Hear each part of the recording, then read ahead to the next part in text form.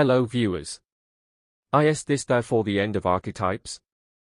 Meghan Markle ends the final episode of her $18 million podcast with the question, "What didn't you do to bury me?" But she doesn't say whether the show will return for a second season. She tells listeners she feels seen, and that she feels seen. But before we continue, are you interested in starting or scaling a YouTube channel without having to show your face or becoming a traditional YouTuber to earn $30,000 a month? Click on the link below for more information. Meghan Markle concluded her 12th Archetypes podcast with a resolute poem about surviving, but she did not say whether her $18 million Spotify show would have a second season. The Duchess of Sussex claimed that while filming more than 12 hours of material about the labels and tropes that try to hold women back, she felt seen. Meghan paraphrased the Greek post-war poet Dinos Christianopoulos as she closed the event tonight, which featured men for the first time. "What didn't you do to bury me? But you failed to remember that I was a seed." In addition, the Duchess of Sussex vowed not to participate in a reality series and said she stopped watching Real Housewives when her life reached its own level of drama. Some people on social media questioned whether these comments were directed at Megxit and whether they were made in advance of her Netflix documentary, which is expected to premiere next week and focus on the Sussexes' own story after leaving their roles as frontline royals and immigrating to the US via Canada. For the season finale of her podcast Archetypes, titled Manifesting a Cultural Shift, the Duchess spoke with three male guests: Trevor Noah, host of The Daily Show, Judd Apatow, and US broadcaster Andy Cohen. "I feel seen. I never thought I would feel seen when using my voice, but I do," she said in her closing statement. "This, quote, is what I wanted to leave you with as we talk about labels, tropes, and boxes that some may try to fit you into, and roles and stereotypes that are attributed to you that don't quite fit the full person that you are.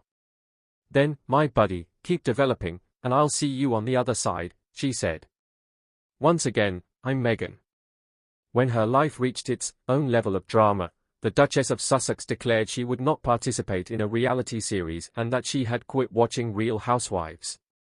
Andy Cohen, the executive producer of Real Housewives, joked that he would create a show on Meghan if she continued to watch the Housewives TV series, which chronicles the lives of wealthy women in various US and UK cities.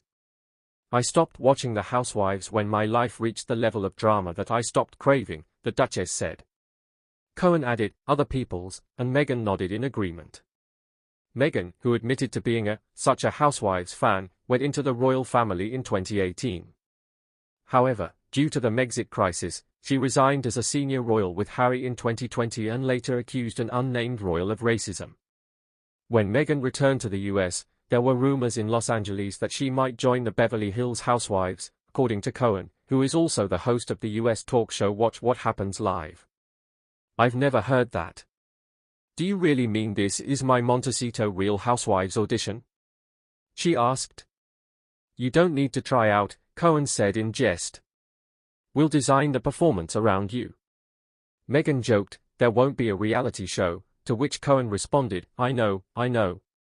According to Cohen, the show is one of the most feminist ones on television in a crazy way, and it is about women in their 50s who are so in touch with their sexuality, but they don't need men to define them.